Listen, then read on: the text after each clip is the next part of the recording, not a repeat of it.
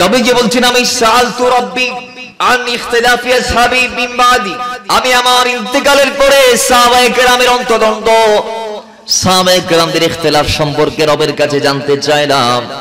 তো রব তাআলা আমাকে ইরশাদ করছেন ফাওহা, আল্লাহ আমাকে ওয়াহির মাধ্যমে জানিয়ে দিয়েছেন, ইলাইয়া আমার নিকট ওয়াহির মাধ্যমে আল্লাহ জানিয়ে দিয়েছেন, ইয়া মুহাম্মদ হে মুহাম্মদ সাল্লাল্লাহু আলাইহি ওয়াসাল্লাম, ইন্না সাহাবাকা ইনদি বিমানজিলাতিন নুজুম ফিস সামা, ইয়া রাসূলুল্লাহ আপনার সাহাবায়ে কেরামের তুলনা হচ্ছে আসমানের তারকা, আসমানের নজম সদৃশ্য, বাদহা আকওয়া মিন বাদিন, একটার চেয়ে একটার বেশি আলো রয়েছে। জোরে বলেন সুবহানাল্লাহ।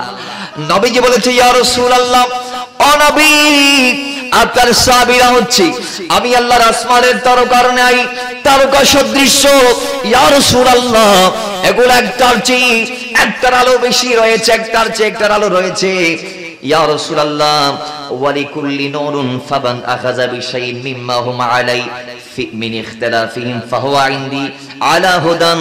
ইয়া রাসূলুল্লাহ কোন একজন আল্লাহর বান্দা যদি এই হাজার হাজার সাহাবায়ে কেরামদের ভিতরে কোন একজন সাহাবীকে অনুসরণ করে অনুকরণ করে সে হেদায়েতের নূর পেয়ে যাবে। জোরে বলেন সুবহানাল্লাহ। আল্লাহ সুবহানাহু ওয়া তাআলা বলে ইয়া রাসূলুল্লাহ ও মদিনাওয়ালা আপনার সাহাবীরা হচ্ছে আসমানের তারা সদৃশ্য, রাসূল একটার চেয়ে একটার বেশি আলো রয়েছে, একটার চেয়ে একটার বেশি শ্রেষ্ঠত্ব রয়েছে। ইয়া রাসূলুল্লাহ বান্দার ভিতরে যারা কোন একজন সাহাবীদের অনুসরণ করবে তারা হেদায়েতের নূর পেয়ে যাবে। সুতরাং আল্লাহ নবী এর পরে ডাক দিয়ে বলছেন ওয়া ক্বালা রাসূলুল্লাহ সাল্লাল্লাহু তাআলা আলাইহি ওয়াসাল্লাম আসহাবিকান নুজুম ফাবিআইহিম ইক্তাদাইতুম ইহতাদাইতুম। সুতরাং আমার সাহাবীরা আল্লাহ যেহেতু বলে দিয়েছে এরা আসমানের তারার ন্যায়, তোমরা যারা এদেরকে অনুসরণ করবা অনুকরণ করবা তাদের পথে মতে থাকবা, তারা হেদায়েত পেয়ে যাবা। জোরে বলেন সুবহানাল্লাহ। আজকের পৃথিবীতে বাংলা নামক ভূখণ্ডে আমরা দেখছি যে বাংলাদেশে শতকরা 91.4% মুসলমান বসবাস করছেন। সেই বাংলাদেশে আমরা দেখছি গত 5ই আগস্ট না 6ই আগস্ট পট পরিবর্তন হয়েছে, কয় তারিখ? 5ই আগস্ট। পট পরিবর্তনের পরে আমরা দেখতে পাচ্ছি কিছু টুপিওয়ালারা মাজারে হামলা করছে। কথা বলেন ঠিক না? কিছু মুসলমান মাজারে হামলা করছে। বলেন কোথায় হামলা করছে? মাজারে। অথচ এরা যেই টুপিটা মাথায় দিয়ে মাজার ওয়ালাকে উৎখাত করার জন্য লাঠি হাতে নিয়ে মাজারে প্রবেশ করছে, সেই টুপিওয়ালাদের টুপিগুলা একদিন এই দেশে ছিল না।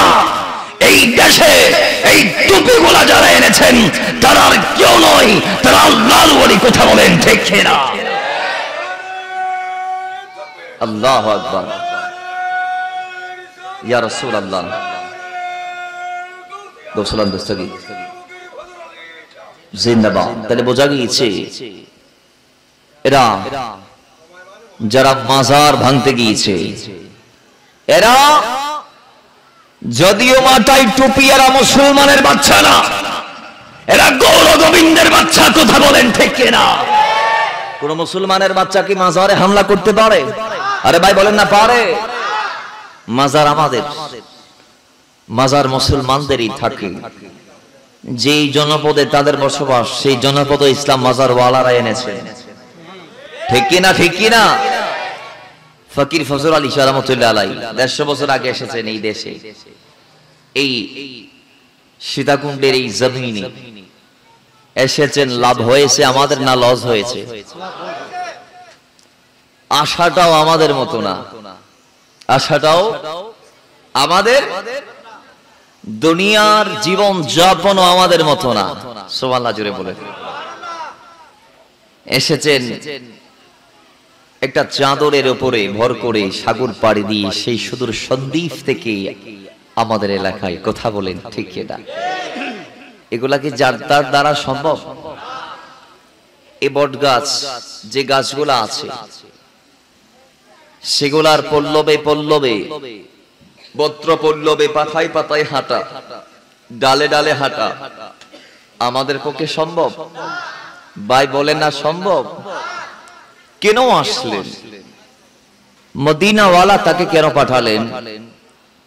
এই এলাকায় যখন বসন্ত রোগের ছড়াছিটি একদম ব্যাপক হারে বেড়ে গিয়েছে, ভাই আপনাদের কল্যাণের জন্য, আপনাদেরকে ওই বিমার থেকে শেফা দেওয়ার জন্য আল্লাহ তার হাবিবকে, তার মাহবুবকে, তার বন্ধুকে ফকির ফজর আলী শাহকে আপনাদের জন্য পাঠিয়েছেন। জোরে বলেন সুবহানাল্লাহ।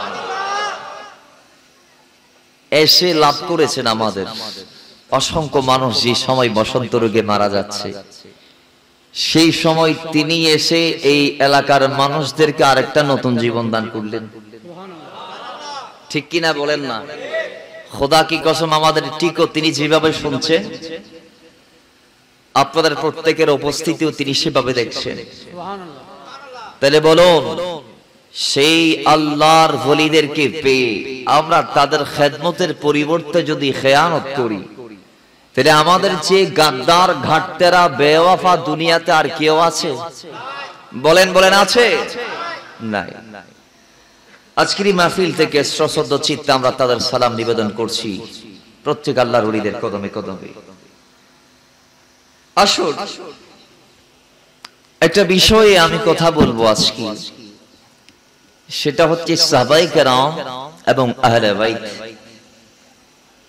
দুটা দু জায়গায় স্ব অবস্থানে মিন শাইরিল্লাহ হয়ে দাঁড়িয়ে আছে। জোরে বলেন সুবহানাল্লাহ। আজকে আমাদের সমাজে দেখা যায় একদল আহলে বাইতকে ভালোবেসে সাহাবায়ে কেরামের দিকে আঙ্গুল উঠায়, আছে না নাই? আরেকটা দল আছে যারা সাহাবায়ে কেরামদেরকে ভালোবাসতে গিয়ে মওলা আলী তথা আহলে বাইত হাসনাইনে কারিমের প্রতি বিদ্বেষ রাখে। কথা বলেন ঠিক কিনা? হাদিসে পাকে আজ থেকে বহু বছর আগে আল্লাহর হাবিব বলে দিয়েছেন, নবীজি বলেছেন এভাবে যে, হে আলী শোনো, আমি নবী বলছি,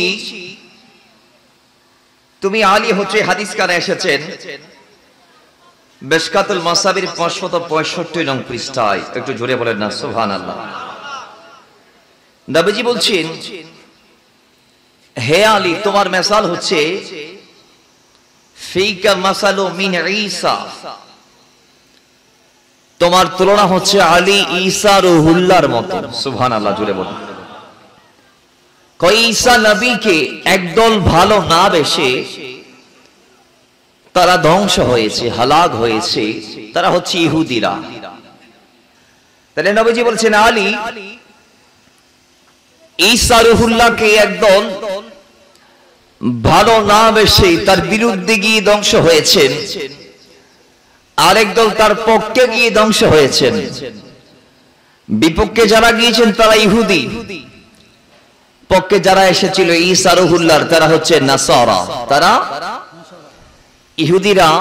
তার বিরুদ্ধে গিয়ে তার মায়ের দিকে হাত উঠিয়েছে, আঙ্গুল উঠিয়েছে, বিদ্বেষ পোষণ করেছে, ইলজাম দিয়েছে, তহমত দিয়েছে যে মারিয়াম আলাইহিস সালাতু ওয়াস সালাম তিনি ব্যভিচারের মাধ্যমে, জিনাহের মাধ্যমে সাইয়্যিদুনা ঈসা রুহুল্লাহকে অন্যায়ভাবে বাইতুল মাকদাস শরীফের মধ্যে জন্ম দিয়েছে। জুড়ে বলেন নাউজুবিল্লাহ। এরা ধ্বংস, এরা ধ্বংস, এরা হালাক হয়েছে। আরেকটা দল ছিল, এরা ঈসা রুহুল্লাহর পক্ষে ছিল, ওনাকে ভালোবাসতে গিয়ে এমন পর্যায়ে নিয়ে গিয়েছে যেটার হক উনি রাখে না, যেটার যোগ্য উনি না। তারা কি বলেছে? তারা বলেছে আমাদের নবী ঈসা আল্লাহর পুত্র। নাউজুবিল্লাহ। কার পুত্র? যারা বলেন না কার পুত্র? যেহেতু ওনার কোনো বাবা ছিল না, তো বাবা ছাড়া কি সন্তান হয় নাকি? এরা বলছে হলে হয়তো উনি আল্লাহরই সন্তান। তো বলুন, আল্লাহর কি কোনো সন্তান আছে? জোরে বলো, আরো জোরে। লাম ইয়ালিদ ওয়া লাম ইউলাদ, আল্লাহ কারো নয়, আল্লাহ থেকেও কেউ দুনিয়াতে আসে নাই। কথা বলেন ঠিক কি না? আল্লাহ কারো সন্তান নন, তিনি কারো থেকে জন্ম নেননি বা তাকে কেউ জন্ম দেননি, আর তিনিও কাউকে জন্ম দেননি। কথা বলেন ঠিক কিনা? তো নবীজি বলছেন আলী অনুরূপ ভাবে তুমিও হচ্ছ ঈসার উদাহরণ। কিভাবে? তোমাকে একদল বিদ্বেষ করে তোমার প্রতি ভালোবাসা না রেখে তারা হালাক হয়ে যাবে, তাদেরকে রাফেজি বলে। কি বলে? আর যেমন তাদেরকে কি বলে? খারেজি বলে। তারা তোমার দল থেকে বের হয়ে যাবে, তাদেরকে খারেজি বলে। আরেকটা দল থাকবে যারা তোমাকে ভালোবাসবে, যারা তোমাকে ভালোবাসবে তাদেরকে রাফেজি তথা শিয়া বলা হয়। সেই রাফেজিদের ভিতরেও আবার 22 ফেরকা রয়েছে। প্রধান প্রধান ফেরকা হচ্ছে তিনটি। একটা হচ্ছে গিল্লা কিংবা গুল্লা, আরেকটা জাইদিয়া, আরেকটা হচ্ছে ইমামিয়া।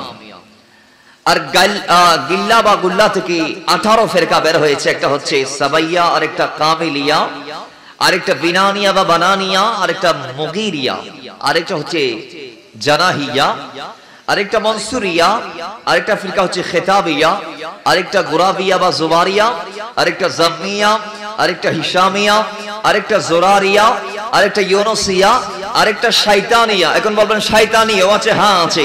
এই ফেরকার মূল ছিলেন মুহাম্মদ বিন নোমান সাইরুফি। ওনাকে সংক্ষেপে ওনার লকব ছিল শয়তান। জুড়ে বলুন, ওনার লকব কি ছিল? শয়তান। তো ওনার অনুসারীদেরকে শয়তানিয়া বলা হয়। এবং জারামিয়া, মুফাবিদ্দা, বাদাইয়া, নুসাইরিয়া ও ইসহাফিয়া এবং ইসমাইলিয়া, এই টোটাল 18টি ফেরকা আছে। আর দুটা ফেরকা হচ্ছে জাইদিয়া ও ফেরকা ইমামিয়া। ফেরকা ইমামিয়ার অনেক শাখা আছে।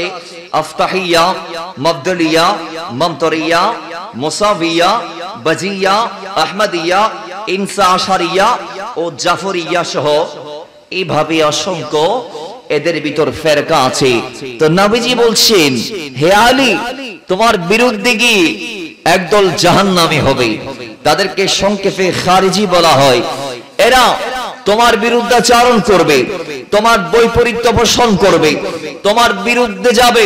আরেকদল তোমার পক্ষে এসে আহলে বাইতের প্রেমার ভালোবাসার দাবিদার করে এরা সাহাবায়ে কেরামদের ভিতর যারা একদম প্রধান এদের বিরুদ্ধে চলে যাবে, সাহাবায়ে কেরামদের দিকে হাত উঠাবে, আঙ্গুল উঠাবে, এদের বিরুদ্ধে তহমত দিবে, মিথ্যারোপ করবে, এদেরকে গালমন্দ করবে, নাউজুবিল্লাহি মিন যালিক, দোষারোপ করবে। এরা বলবে নবীজির পরে খেলাফার যোগ্য হচ্ছে আলী, সিদ্দিক আকবর, ওমর, উসমান, এগুলা খেলাফার হকদার না। যেখানে নবীজি আলীর ইমামতের সূচনা করেছেন গদিরে খুমের মাধ্যমে, সেখানে আবার সিদ্দিক আকবর কেন মসনদে বসবে, ওমর আল ফারুক কেন নবীজির পরে নবীর মিম্বরে বসবে, সেখানে উসমান গনি কেন বসবে? কয় নবীজির পরে ইমামতের হকদার হচ্ছে আলী। এই কথা বলে সিদ্দিক আকবরের উপর গালমন্দ করবে, দোষারোপ করবে। একটু জোরে বলেন নাউজুবিল্লাহ। আছে না নাই? জোরে বলুন, আছে না নাই? আছে। আহলে সুন্নাত ওয়াল জামাত হচ্ছে এমন একটি দল যে দলে সিদ্দিক আকবরের ভালোবাসাও আছে, মাওলা ওমরের ভালোবাসাও আছে, উসমান গনির ভালোবাসাও আছে, হায়দারে কারারের ভালোবাসাও আছে, হাসনাইনি করিমাইনের ভালোবাসাও আছে, মা ফাতিমাতুজ জাহরার ভালোবাসাও আছে। ভালো না বেশে কোনো গতি নাই। আল্লাহ বলেছেন ভালোটা বাসার জন্য গতি আছে। সূরা শুরার মধ্যে আল্লাহ পাক ইরশাদ করেছেন, কুল হাবিব আপনি বলুন, লা সালাকুম আলাইহি আজরান, আপনি উম্মতকে ইসলাম দেওয়ার বিনিময়ে কোনো উজরত চান না, কোনো বিনিময় চান না। ইল্লা, তবে একটা জিনিস আপনি চাইবেন, সেটা কি? আল মাওয়াদ্দাতা ফিল কুরবা, যাদেরকে ইসলাম দিয়েছেন তারা যেন আপনার আহলে বাইতদেরকে ভালোবাসে। জোরে বলেন সুবহানাল্লাহ। তাহলে আল্লাহ বলেছেন আহলে বাইতকে ভালোবাসতে। এখন আসুন আহলে বাইত কারা? হযরত ইবনে আব্বাস বলছেন, আয়াত নাজিল হয়েছে, কুল লা আসআলুকুম আলাইহি আজরান ইল্লাল মাওয়াদ্দাতা ফিল কুরবা। বাবারা আমার, ইবনে আব্বাস বলে আয়াত নাজিলের পর আমি আমার নবীর কদমে গেলাম, যাওয়ার পরে বললাম, ইয়া রাসূলুল্লাহ, আল্লাহ বলেছি আহলে বাইতকে ভালোবাসতে হবে। নবীজি আমাদেরকে বলে দিন আহলে বাইত কারা, আপনার কুরবতে কারা, চিল্লাল মাওয়াদ্দাতা ফিল কুরবা। আল্লাহ বলেছে এই কুরবার ভিতর কে কে আছে? আমি ইবনে আব্বাস আপনার ভাই আব্দুল্লাহ আমি জানতে চাই, ইয়া রাসূলুল্লাহ কুরবতে কারা কারা আছে? রাসূল বলে ক্বালা আলী ওয়া ফাতিমা, প্রথম নম্বরে আমার কুরবতে যিনি আছে তিনি আলী ওয়া ফাতিমা, এরপরে যিনি আছে তিনি আমার ফাতেমা, এরপরে ওয়ালাদাহুমা, এরপরে যারা আছে তারা হচ্ছে আলী ফাতেমার দুই সন্তান, একজনের নাম হাসান আরেকজনের নাম হুসাইন। জুড়ে বলেন সুবহানাল্লাহ। তাইলে এই চারজন হচ্ছে আহলে বাইত। এই চারজন বলেন এই চারজন আহলে বাইত। তবে আহলে বাইতের যোগ্য উত্তরসূরি রাখতে কিয়ামত পর্যন্ত দুনিয়াতে আসবে। নবীজি এদের ব্যাপারে কত সুন্দর সুন্দর চমৎকার চমৎকার করে হাদিস আমাদেরকে জানান দিয়েছেন। আমার নবী বলছি দুনিয়ার মানুষ শোনো, আমি রাসূল আহলে বাইতের ব্যাপারে তোমাদেরকে কি বলে দিয়েছি? আল্লাহ শুধু এদেরকে ভালোবাসতে বলেছেন তা নয়। নবীজির হাদিস, আল্লাহর হাবিব বিদায় হজের সময় ইয়মে আরাফা, আরাফার দিন নবীজি কাসওয়া নামক উটনির পিঠের উপর ছিলেন।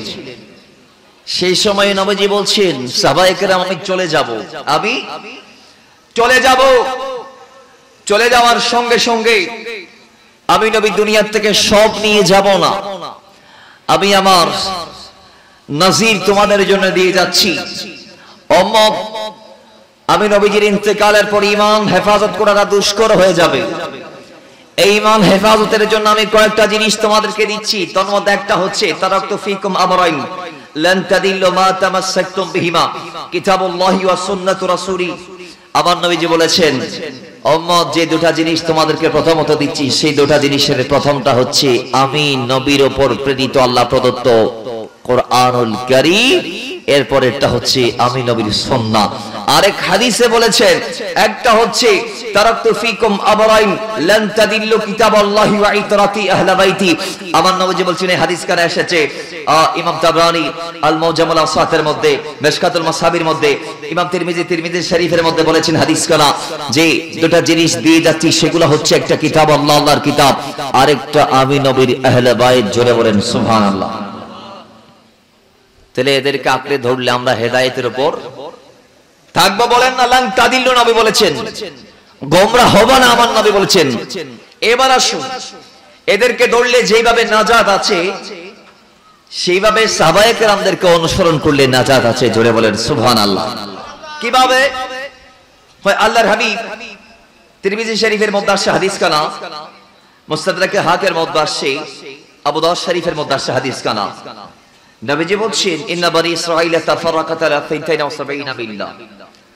বনি ইসরাঈল 72 এ বিভক্ত হয়েছে। কয় দল? জোরে বলেন কয় দল?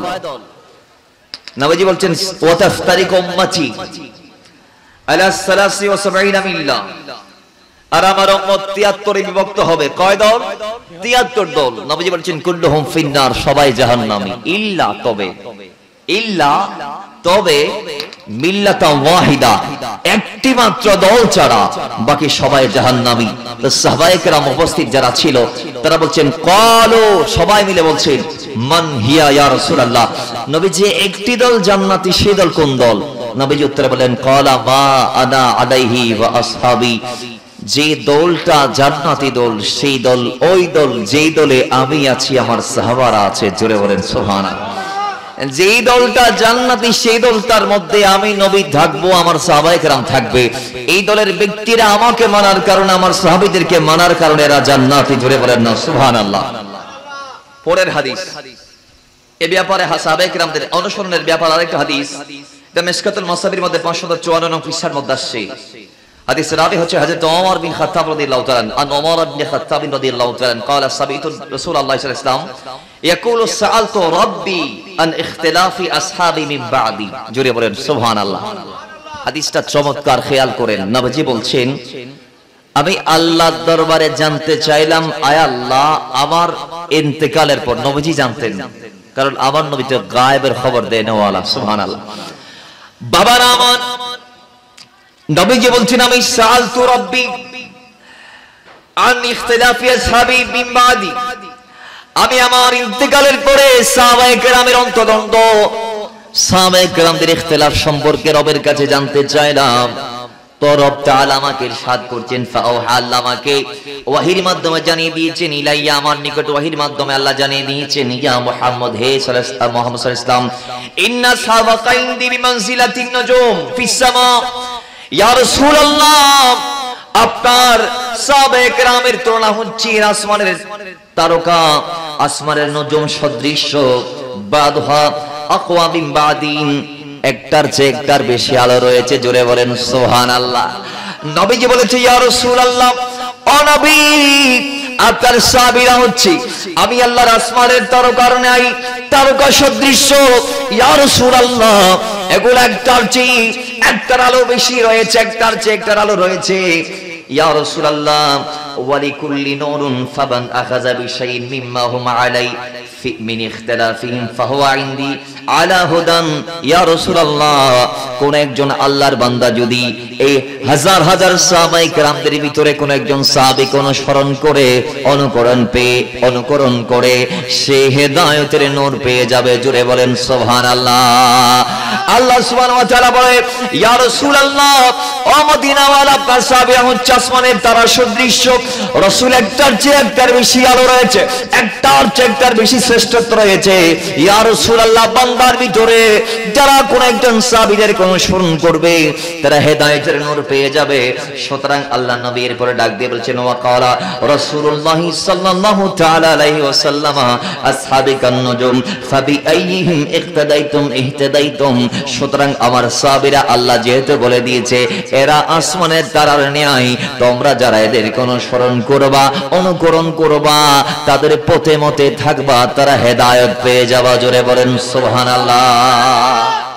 হাসান রাদিয়াল্লাহু তাআলা হযরত আমির মুয়াবিয়ার সাথে অন্তর্দ্বন্দ্ব ভুলে 6 মাস তিনি খেলাফার দায়িত্ব পালন করার পর বুখারীতে আসছে, আল্লাহর হাবিব অগ্রিম এলান দিয়েছেন যে আমার নওয়াসায়ে মুস্তাফা হযরত ইমাম হাসান আল মুস্তাফা রাদিয়াল্লাহু তাআলা কয় তিনি তার মাধ্যমে আল্লাহ মুমিনদের বড় বড় দুইটি দলের সমঝোতা করাবেন। তার মধ্যে একটা দল হচ্ছে হযরতে মাওলা আলীর দল, আরেকটা দল হচ্ছে আমিরে মুয়াবিয়ার দল। বাবারা আমার, নবীজি বলছেন এই দলের মিঠামিঠিটা আমার এই নওয়াসার মাধ্যমে আল্লাহ করাবেন। কয় আমার এই নাতি 6 মাস খেলাফার দায়িত্ব পালন করে তিনি সন্ধির মাধ্যমে ভুল বোঝাবুঝির অবসান ঘটাবেন। জোরে বলেন সুবহানাল্লাহ। মাওলা আলীকে একজন বলতেছে যে হুজুর, আপনার বিরুদ্ধে আমির মুয়াবিয়া যুদ্ধ করছে, তার ব্যাপারে আপনি কি বলবেন?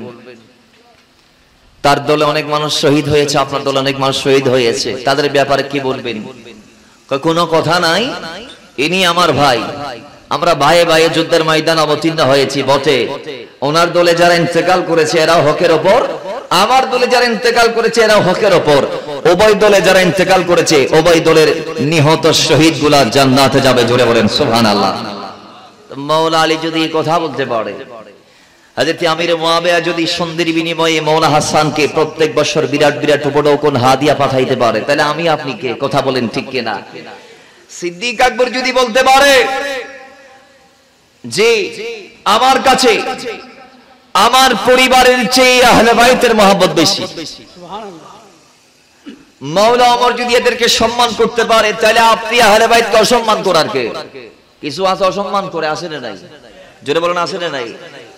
এরা সিদ্দিক আকবরকে ভালোবাসতে গিয়ে মাওলা আলীর বিরুদ্ধে চলে যায়। মাওলা ওমর একটা হাদিস আমি আপনাদেরকে জানিয়ে দিচ্ছি। মাদায়েন বিজয়ের পরে হযরত ওমরের, মাওলা ওমরের শাসন আমলে মাদায়েনটা জয় হওয়ার পর নবীজি সাল্লাল্লাহু আলাইহি ওয়াসাল্লামের নওয়াসা মাওলা হাসান আল মুস্তাফা রাদিয়াল্লাহু তাআলা, যিনি সিনা থেকে উপরে আমার নবীর মতোই ছিলেন, সুবহানাল্লাহ জুড়ে বলেন, আর মাওলা হোসেন ছিলেন বুক থেকে নিচে আমার নবীর সদৃশ। তো মাওলা হাসান গেলেন হযরত ওমরের কাছে, তিনি গিয়ে তার হকটা দাবি করলেন, আমিরুল মুমিনিন, আমার অধিকার, আমার প্রাপ্যটা আমাকে দেন। কই তাকে 1000 দিরহাম প্রদান করলেন। কয় হাজার দিরহাম? পরে এরপরে ওনার ছোট ভাই হযরত ইমাম হোসেন রাদিয়াল্লাহু তাআলা তিনি গেলেন, তাকে 1000 দিরহাম প্রদান করলেন। সুবহানাল্লাহ। এরপরে মাওলা ওমরের নিজের বেটা, নিজের সন্তান, তিনি গেলেন,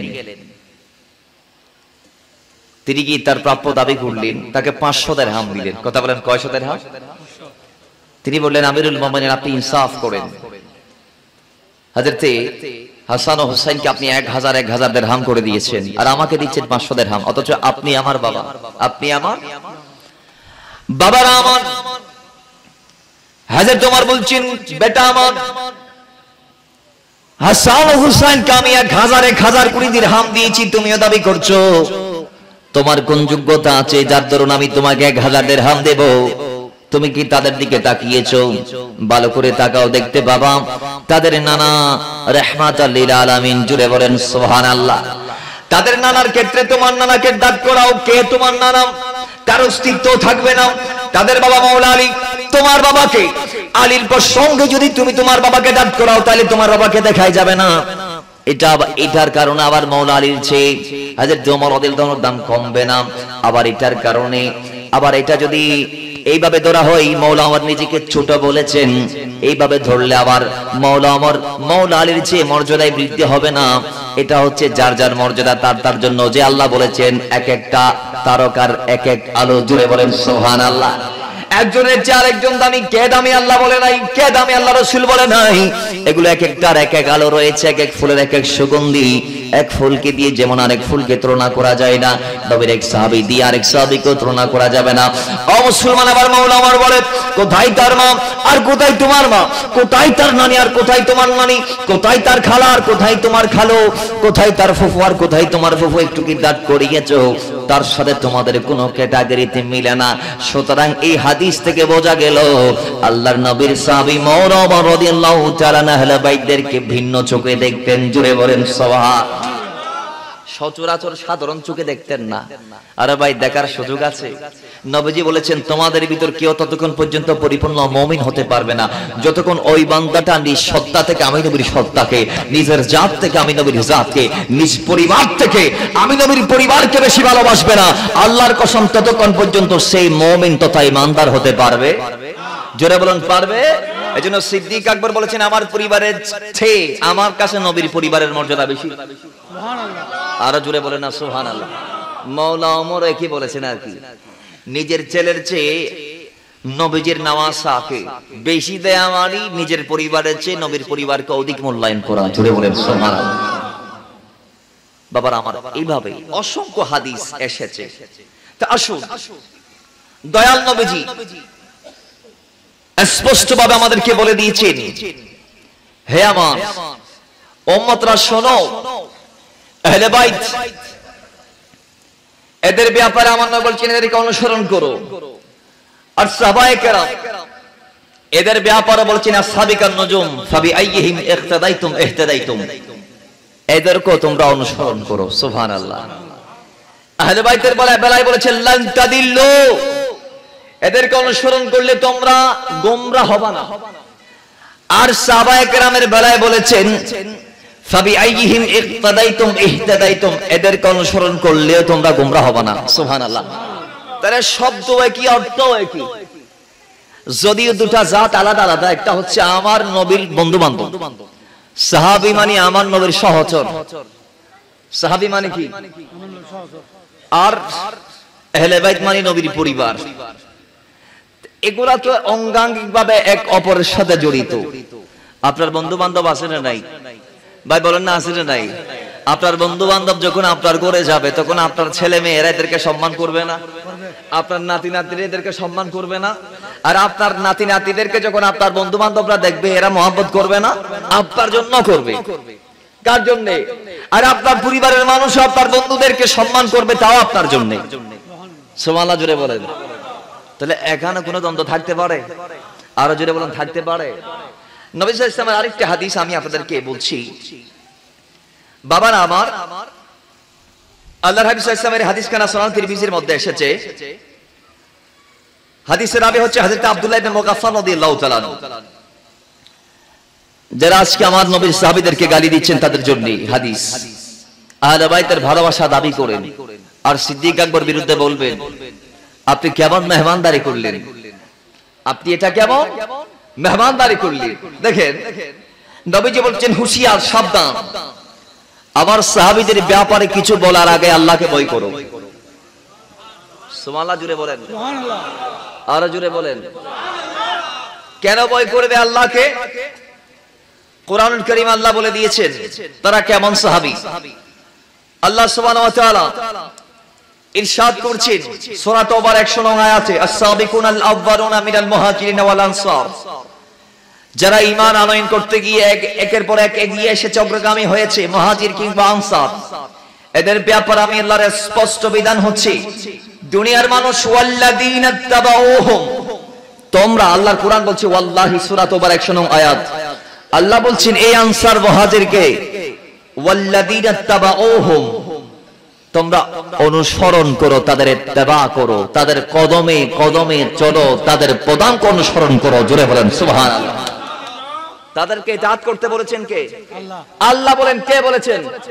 এদের ভুল ধরতে আল্লাহ বলে নাই, এরা কি করছে না করছে এগুলা বলতে আল্লাহ বলে নাই, এদের ইত্তেবা করতে বলেছেন। তো আল্লাহ বলছেন ওয়াল্লাযীনা তাবাউহুম বিইহসানি, তারা যারা দুনিয়াতে এই দুই দলকে সুন্দরভাবে অনুসরণ করবে তাদের উপর আল্লাহ বলছেন রাদিয়াল্লাহু আনহুম, তাদের সবার উপরে আল্লাহ সন্তুষ্ট। জুড়ে বলেন সুবহানাল্লাহ। ওয়া রাদু আন, আল্লাহ তাদের উপর রাজি। জুড়ে বলেন সুবহানাল্লাহ।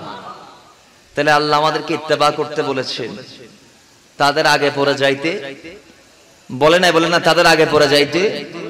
এখন বলেন আগে পড়ে মানে, আগে পড়ে মানে সাহাবায়ে কেরামের আগে চলে যাওয়া, মানে এরা যেটা বলে নাই সেটা বলা, এদের পদাঙ্ক অনুসরণ না করে এদেরকে পিছনে রাখা, আর এদেরকে সামনে দিয়ে আপনি পিছপা হয়ে গেলেন, তার মানে এদেরকে অবজ্ঞা করা, এটার নাম হচ্ছে আগে পড়ে। এগুলা করা যাবে?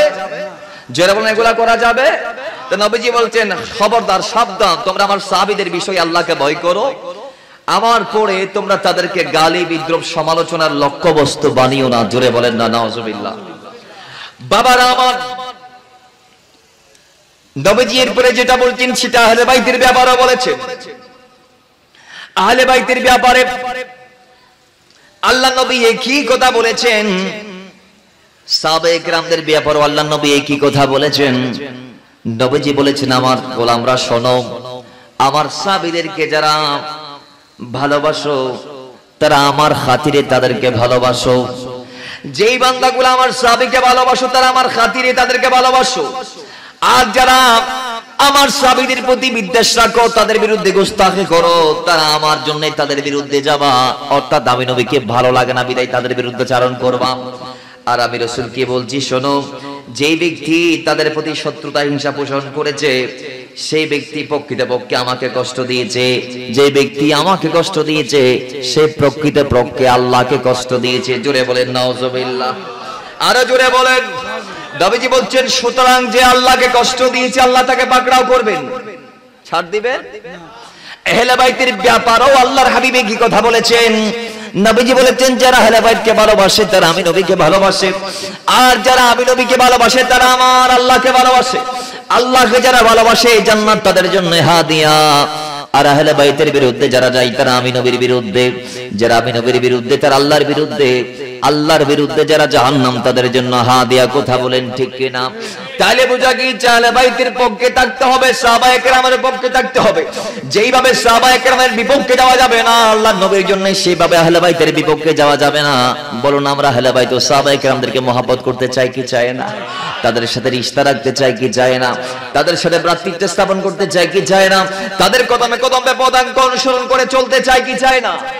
চললে লাভ আছে না নাই? যেমন লাভ আছে না নাই? তাদেরকে হৃদয়ে ধারণ করলে শান্তি আছে না নাই? কল্যাণ আছে না নাই? আর সাহাবায়ে কেরামদেরকে মহব্বত করলে লাভ আছে না নাই? আছে। এরা কত মিল ছিল। আমার নবীজি আহলে বাইতের ব্যাপারে কি সুন্দর নবীজি হাদিসে পাক আসছে, হিজরতের পরে আল্লাহ নবী যখন মদিনায় তয়্যিবায় হিজরত করলেন মক্কা থেকে, নবীজি মুহাজির সাহাবীদেরকে এক এক আনসারীর সাথে ভাই বানিয়ে দিচ্ছেন। কিভাবে? কে আমার নবী সিদ্দিক আকবরকে ডাক দিয়ে একজনের সাথে ভাই বানাই দিলেন। সিদ্দিক আকবর আজ থেকে উনি তোমার ভাই, তুমি ওর ভাই। সুবহানাল্লাহ জোরে বলে। মাওলা ওমরকে ডাকলেন, ডেকে একজনের সাথে ভাই বানিয়ে দিলেন। আরেকজনকে ডাকলেন, আর একজনের সাথে ভাই। এইভাবে যত আনসার সাহাবী ছিল প্রত্যেকের সাথে এক একজন মুহাজিরকে ভাই বানিয়ে দিয়েছে। সুবহানাল্লাহ জোরে বলে। সর্বশেষ মৌলা আলী, সর্বশেষ জোরে বলেন না, সর্বশেষ আর কেউ নাই। মৌলা আলীকে আল্লাহর হাবিব এক সাইড করে রেখে দিয়েছে, কারোর সাথে ভাই বানিয়ে দেয় নাই। আলী চোখের পানি ফেলে ফেলে কান্না শুরু করে দিয়েছে। হ্যাঁ রে, আমার আজকে কোনো ভাই নাই, আজকে আমার কোনো। আল্লাহর হাবিব বলছেন, আলী তোমাকে আমি কারোর জন্য দেইনি, কারণ কি জানো? আলী শোনো, আলী আনতা আখি ফিদ দুনিয়া ওয়াল আখিরা, আরে দুনিয়া আখিরাতে তুমি আলী তো আমার ভাই। জোরে বলেন না সুবহানাল্লাহ। তোমাকে আমি কাকে দিয়ে দিব আমার থেকে? সুবহানাল্লাহ জোরে বলেন। আলীর বেলায় আমার নবী বলেছেন, আলী আমি তোমাকে ফাতেমার চেয়ে আল্লাহর কসম বেশি ভালোবাসি। মাওলা আলী সম্পর্কে আমার নবীর চাচতো ভাই, সম্পর্কে আমার নবীর মেয়ের জামাই। আমাদের সমাজেও কিছু শাশুড় আছে না নাই? এদের জন্য একটা মেসেজ আমি দিয়ে যাচ্ছি, যারা মেনে নেবেন তাদের কল্যাণ হবে, যেহেতু এটা রাসূলুল্লাহর দেয়া একটা সিস্টেম। সুবহানাল্লাহ জুড়ে বলেন। মা ফাতেমা এবং মৌলা আলী যখন মনোমালিন্য হতো, মনোমালিন্যের পরে আল্লাহর হাবিব নিজে খুঁজতে বার হইতেন মৌলা আলীকে। সুবহানাল্লাহ, আরো আসতে বলেন। নিজে খোঁজার জন্য বের হতে। আর আমাদের সমাজে যেগুলো আছে বাবা, তাদের মেয়েরা যখন স্বামীর সাথে ঝগড়া করে, তখন মেয়ে তাড়াতাড়ি বাপে হই দিয়ে তা করতুন, এতে 19-20 গলি আর কল দিবি গোলামর ভুতরা সাইলেইম তুই মেয়ে পাওয়া একদম সুপার পাওয়ার ভাই ফেলাই বাপতুন ওরিতুন হরি লইলে মত বড়র গরি বাড়ি কল দি ফেলাই, আব্বা জান আরে মারি উড়াই ফেলা আর তোমারা জামাই। ঠিক নেবে? ঠিক। আর আমাদের যেগুলা মেয়ের বাবা আছে সেগুলো না বুঝে কথা, ঠিক আছে আমি মামলা করতে চাই, তুই দম রাখ, তুই গাটি গুট্টা বান, গাটি গুট্টা বানায় আগির ফিরিস লই বলে আসে না নাই?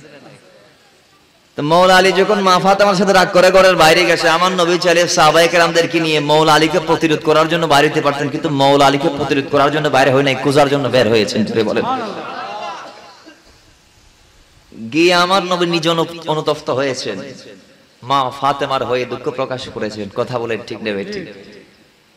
আর আপনারা আমাদের সমাজের শাশুড় গুলায় রাসূল পাকের এই সিস্টেমটাকে ফলো করতে পারে না। ঠিক নেবে? ঠিক। নবীজি এইভাবে বলেছেন, আমি আমার মেয়ের চেয়ে আমার জামাত, আমার ভাই মাওলা আলীকে বেশি ভালোবাসি। এই সিস্টেমটা যদি আপনি ফলো করতে পারেন, খোদার কসম আপনার জামাই আপনার সামনে দাঁড়িয়ে কোনোদিন মাথা উঁচু করে কথা বলবে না। ভালোবাসা দিলে ভালোবাসা পাওয়া যায়, সম্মান দিলে সম্মান পাওয়া যায়, আর অপমান করলে বিনিময়ে অপমান পাওয়া যায়। ইট মারলে ফাটকেল খাইতে হবে আপনাকে।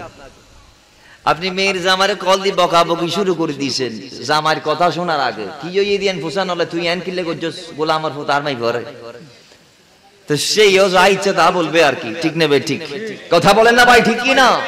প্রত্যেকটা জিনিসকে একটা সিস্টেমে আনা দরকার আছে না নাই? সিস্টেমটা যদি মদিনাওয়ালার দেয়া সিস্টেম হয়, তাহলে ওইখানে আর কোনো ঘাটতি কমতি থাকবে? আরো জোরে বলুন, ঘাটতি কমতি থাকবে? নবীজি বলছেন, আলী আমি তোমাকে আমার জন্য রেখে দিয়েছি, আমি তোমাকে, আয় আলী তুমি দুনিয়া আখিরাতে আমার ভাই। কেমন আলী জানেননি?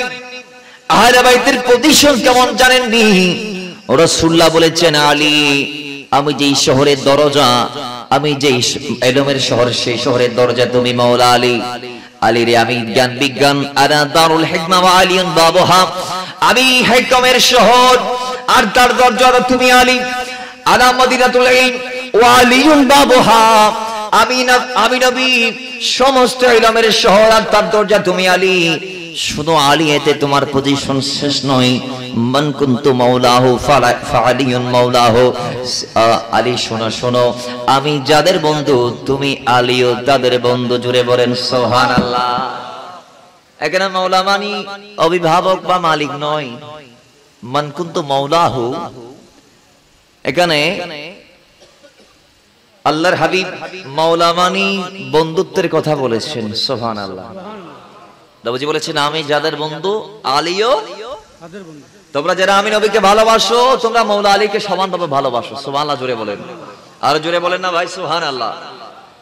তাহলে এইভাবে অসংখ্য হাদিস আসছে। আলী কেমন আলী জানেন ভাই রে, অবাক হয়ে যাবেন। হাদিস কানে এসেছে ইমাম তিরমিজি শরীফ, ইমাম তিরমিজি শরীফের মধ্যে বর্ণনা করছেন মিশকাতুল মাসাবির 564 নং পৃষ্ঠার মধ্যে আসছে 5731 নং 13 নং হাদিস। হযরত আনাস বলছেন আমার নবীর সামনে একজন মহিলা, তিনি আনসারী মহিলা ছিল, একটা বোনা পাখি নিয়ে গেলেন নবীকে খাইতে দেওয়ার জন্য। সুবহানাল্লাহ জোরে বলেন। নবীজি বলছেন আমি এটা নিজে খাবো না, আমি এটা উম্মতের ভিতর তাকে নিয়ে খাবো যাকে আল্লাহ বেশি ভালোবাসে। সুবহানাল্লাহ। আল্লাহ যাকে আমার উম্মতের ভিতর বেশি ভালোবাসে, আজকের বোনা পাখিটা আমি তাকে নিয়ে খাবো। বাবারা আমার, এই কথা বলতে না বলতে দেখা গিয়েছে আল্লাহর নবীর গোলাম মাওলা আলী সঙ্গে সঙ্গে তিনি দেরি না করে আমার নবীর সামনাসামনি চলে আসলেন। বাহির থেকে নবীর সামনে ঢুকে গেলেন। রাসূলে পাক ডাক দিয়ে বলে আলী এসেছে, খাওয়া এবার শুরু করতে পারি। কারণ কি বলে? কারণ একটাই, আল্লাহর জমিনে আলীকে আল্লাহ বেশি ভালোবাসে। জোরে বলেন সুবহানাল্লাহ। তাহলে আল্লাহর কাছেও আলীর ভালোবাসা আছে না নাই? জোরে বলেন আছে না নাই? সিদ্দিক আকবর বলে কি বলেছেন? নবীজি বলেছেন হুব্বা আবি বকরিন ওয়া শুকরিহি ওয়াজিবুন আলা উম্মতি। সাহাবায়ে কেরামদের ভিতর যিনি রইস সিদ্দিক আকবর, তাকে ভালোবাসা আমার উম্মতের উপর ওয়াজিব। তাহলে আলীকে ভালোবাসতে গিয়ে সিদ্দিক আকবরের বিরুদ্ধে যাওয়ার সুযোগ আছে? সিদ্দিক আকবরকে ভালোবাসতে গিয়ে আলীর বিরুদ্ধে যাওয়ার সুযোগ আছে? সমান তালে ভালোবাসতে হবে, সমান তালে। ভাই আপনি কে, কেন বিরুদ্ধে বলবেন? যাদের জন্য আল্লাহর নবী দোয়া করে গিয়েছেন, যাদের ব্যাপারে আল্লাহর হাবিব বলেছেন এদের পথ আর মতকে যারা অনুসরণ করবে তারা হেদায়েত পেয়ে যাবে। আরো জোরে বলেন না সুবহানাল্লাহ। যাদের পক্ষে নবী থাকতে বলেছেন তাদের বিপক্ষে যাওয়ার সুযোগ আছে? আরো জোরে বলেন সুযোগ আছে? আল্লাহ আমাদেরকে এই একটি মেসেজ বোঝার তৌফিক দান করুন। আরো জোরে বলেন মুহাব্বতে দরুদ পড়ে আল্লাহুম্মা সাল্লি আলা মাওলানা মুহাম্মাদ ওয়া আলা আলি সাইয়্যিদিনা। মুহাব্বতে দরুদ পাক পড়ে আল্লাহুম্মা সাল্লি আলা মাওলানা মুহাম্মাদ ওয়া আলা আলি সাইয়্যিদিনা। আরে লোকে আমায় পাগল বলে,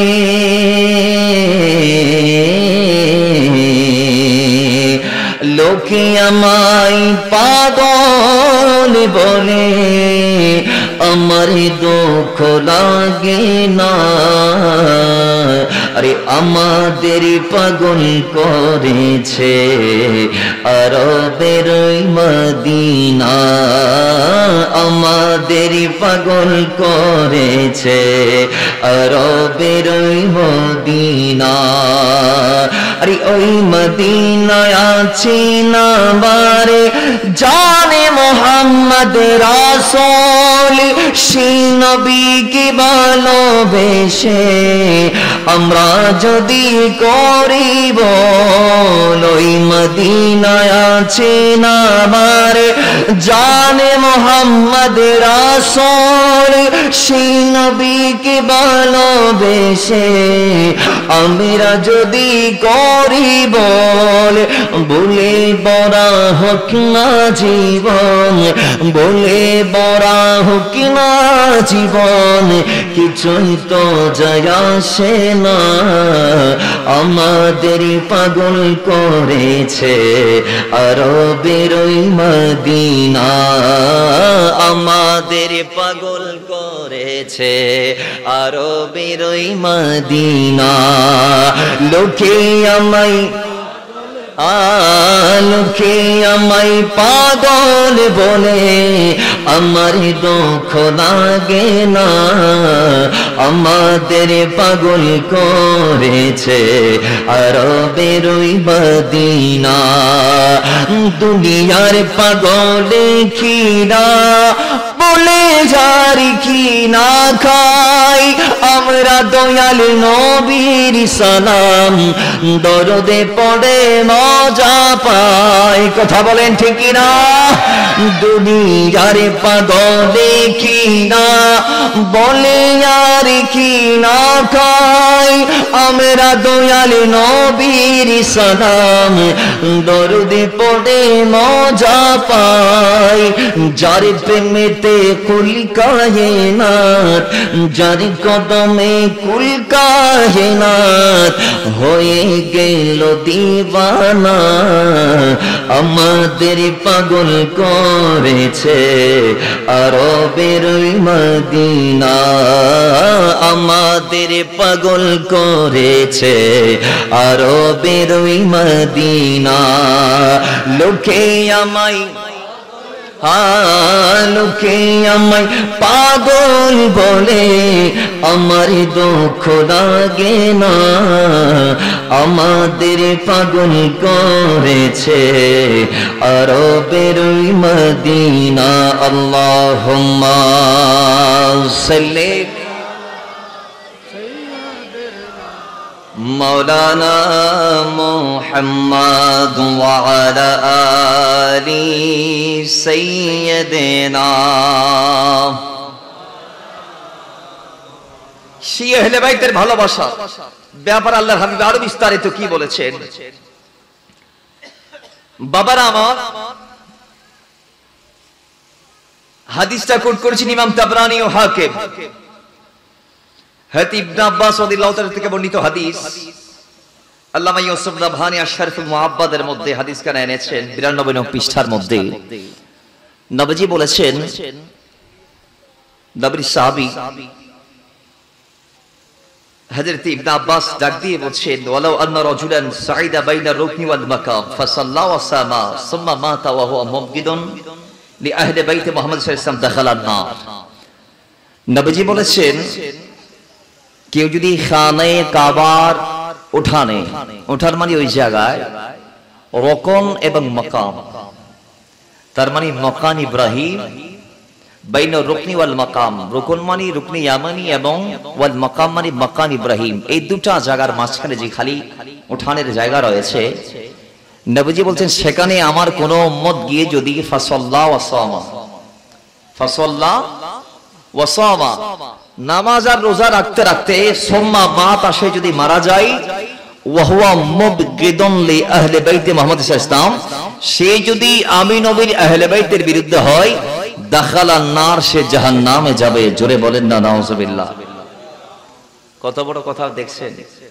সিদ্দিক আকবরকে ভালোবাসতে কি আহলে বাইতের গোস্তাখি করা যাবে না খারেজিদের মতো বাবারা আমার কেমন খানে কাবা যেখানে একটা সিজদা দিলে 1 লক্ষটা সিজদার সওয়াব এক রাকাতে 1 লক্ষ রাকাতের সওয়াব পাওয়া যায় দুনিয়ার মসজিদে দাঁড়িয়ে এদিক ওদিক তাকাইলে নামাজ মাকরুহ হয়ে যায় খানে কাবার উঠানে দাঁড়িয়ে এদিক ওদিক তাকাইলে আরো সওয়াব বাড়তে থাকে জোরে বলেন সুবহানাল্লাহ আরো জোরে বলেন সুবহানাল্লাহ ও মুসলমান আল্লাহর হাবিব সাল্লাল্লাহু আলাইহি ওয়াসাল্লাম বলেছেন উম্মত তিনটা মসজিদ ছাড়া দুনিয়াতে যত মসজিদ আছে সমস্ত মসজিদে নামাজ পড়লে এক সওয়াব তিনটা মসজিদে নামাজ পড়লে ভিন্ন সওয়াব ইয়া রাসূলুল্লাহ আমরা জানতে চাই সেই তিনটা মসজিদগুলা কি কি বলে এক নম্বরের মধ্যে হচ্ছে মসজিদুল হারাম ওই মসজিদে হারাম হচ্ছে খানে কাবার মধ্যে যে মসজিদ আছে সেই মসজিদ কাবার তুল্লার মধ্যে যে মসজিদ আছে সেই মসজিদের নাম মসজিদে হারাম আল্লাহর নবী ডাক দিয়ে বলে সে মসজিদে হারামের মধ্যে কেউ যদি একটা রাকাত পড়তে পারে 1,00,000টা রাকাতের সওয়াব সে পেয়ে যাবে। আর নবীজি বলছেন কেউ যদি ওয়া মসজিদে, আমি নবীর মসজিদ অর্থাৎ মসজিদে নববীতে একটা রাকাত পড়ে সে 50,000 রাকাতের সওয়াব পাবে। আর যিনি প্রত্যেক নবী রাসূলদের কিবলা বাইতুল মাকদাস তথা মসজিদ আকসার দিকে কিবলা করে বা ওইখানে গিয়ে কেউ যদি নামাজ পড়লে সেই মসজিদে গিয়ে একটা সিজদা দিলে সে 25,000 সিজদার সওয়াব পাবে। সুবহানাল্লাহ। এক রাকাতে 25,000 রাকাত। আর এক হাদিসে আসছে খানে কাবাতে এক রাকাতে 1,00,000 আর মসজিদে নববীতে এক রাকাতে 25,000 রাকাতের সওয়াব। ভিন্ন ভিন্ন বর্ণনা আসছে। যাই হোক, তো আমার ভাইরা বোঝা গেছে এই খানে কাবা একটা সিজদা দিলে 1,00,000 সিজদার সওয়াব। সুবহানাল্লাহ জুড়ে বলেন। আমার নবী বলছেন এইখানে কি লক্ষ লক্ষ সিজদাও যদি দেয়া হয়, ফাসাল্লা সালাতের ভিতর যা পড়তে পারো, ওয়াসামা রোজার ভিতর যতদিন রাখতে পারো, তো রাখতে রাখতে নামাজ পড়তে পড়তে রোজা রাখতে রাখতে রাখতে রাখতে থম্মা মাতা তুমি যদি ইন্তেকাল করো, তাইলে ইন্তেকালের পাককালে যদি অন্তরটাকে আহলে বাইতের প্রতি মোহাব্বতপূর্ণ না রেখে তুমি যদি জমিন থেকে যাও, বিদ্বেষপূর্ণ বৈরী মনোভাব নিয়ে যদি জমিন থেকে বিদায় নাও, আহলে বাইতের প্রেম এর পরিবর্তে যদি বিদ্বেষ থাকলে তোমার অন্তরে, তাহলে তোমার নামাজ তোমাকে জান্নাত দিতে পারবে না, তোমার রোজা তোমাকে জান্নাত দিতে পারবে না। দাখালান নার, তুমি নামাজ পড়েও জাহান্নামী, দাখালান নার, তুমি রোজা রেখেও জাহান্নামী। কারণ একটাই, আলী এবং আহলে বাইতের মহব্বত তোমার দিলে নাই। জোরে বলেন নাউজুবিল্লাহ। শুধু এতে শেষ নয়, এদের ব্যাপারে আমার নবী কত চমৎকার চমৎকার করে বলেছেন। বাবারা আমার, হাদিসটা বর্ণনা করছেন ইমাম আহমদ ইবনে হাম্বল শিয়া মুসনাদের মধ্যে হযরত আবু যর রাদিয়াল্লাহু আনহু থেকে বর্ণিত হাদিস। এই হাদিসটা এসেছে মুসনাদ আহমদের মধ্যে। হযরত আবু যর বলছেন ইন্নাহু ক্বাল ওয়া হুয়া আখিযুন বিবাবিল কাবা সামি'তু an-নবী সাল্লাল্লাহু আলাইহি ওয়াসাল্লাম সামি'তু an-নবী সাল্লাল্লাহু আলাইহি ওয়াসাল্লাম ইয়াকুল আলা ইন্না মিসলা আহলি বাইতি ফীকুম ওয়া মাসালু সাফিনাতি নূহিন মান রাকিবাহা নাজা ওয়া মান তাখাল্লাফা আনহা লাকা। হযরত আবু যর বলছেন আমি আল্লাহর ঘরের গিলাফ ধরলাম, আমি আল্লাহর ঘরের হতাহন না, আমি আল্লাহর ঘরের গিলাফ ধরলাম। আমি আল্লাহর নবীকে বলতে শুনেছি তিনি কাবা শরীফের গিলাফ ধরে, এটা গিলাফে কাবার শরফ বুঝিয়েছেন, তিনি সম্মান বুঝিয়েছেন, আবার কসম করেন নাই। তিনি কসম একজনের নামে আমরা করতে পারবো, তিনি কে? আরো জোরে, আরো জোরে। আল্লাহ করতে পারবে কসম। সৃষ্টি জগতে আল্লাহ পাকের কাছে যেটা গ্রহণযোগ্য মনে হয়েছে সেটার নাম ধরে, যেমন আল্লাহ নাজাম তারকার শপথ করেছেন কোরআনে, আল্লাহ বলে দে আমিনের শপথ করেছেন, যেই জায়গায় আমার নবী এসেছে সেই জায়গার কসম আল্লাহ করেছেন। আল্লাহ জাবালের শপথ করেছেন, পাহাড়ের শপথ করেছেন, আল্লাহ পাক বিভিন্ন কিছুর শপথ করেছেন। বাবারা আমার, সেটা আল্লাহর জন্য খাস, আমাদের জন্য না। আমরা কি পাহাড়ের নামে শপথ করতে পারবো? পারবো না। আমরা কি গায়রুল্লাহর নামে কসম করতে পারবো? পারবো না। তো আসো আল্লাহ সুবহানাহু ওয়া তাআলার বান্দা আমরা যারা আছি, আমরা আল্লাহ নাম ছাড়া গায়রুল্লাহর নামে কসম করতে পারবো না। এজন্য হযরতে আবু যর রাদিয়াল্লাহু তাআলা গিলাফের শরফ বুঝানোর জন্য গিলাফটা ধরলেন, ধরে বলছে সামি'তু নবী সাল্লাল্লাহু আলাইহি ওয়াসাল্লাম, আল্লাহর নবীকে, আল্লাহর হাবিবকে বলতে আমি শুনেছি, কয় আমি নবীর আহলে বাইত হচ্ছে নূহ আলাইহিস সালাতু ওয়াস সালামের সাফিনার ন্যায়। জোরে বলেন না সুবহানাল্লাহ। আহলে বাইতের তুলনা কিসের ন্যায়? সাফিনার ন্যায়। বলেন না কিসের ন্যায়? সাফিনার ন্যায়। মান রাকিবাহা নাজা ওয়া মান তাখাল্লাফা আনহা আহলাকা। যে ব্যক্তি আহলে বাইতকে আঁকড়ে ধরবে, যে ব্যক্তি আহলে বাইতকে আঁকড়ে ধরবে, তারা পার পেয়ে যাবে। জোরে বলেন সুবহানাল্লাহ। তারা কি পেয়ে যাবে?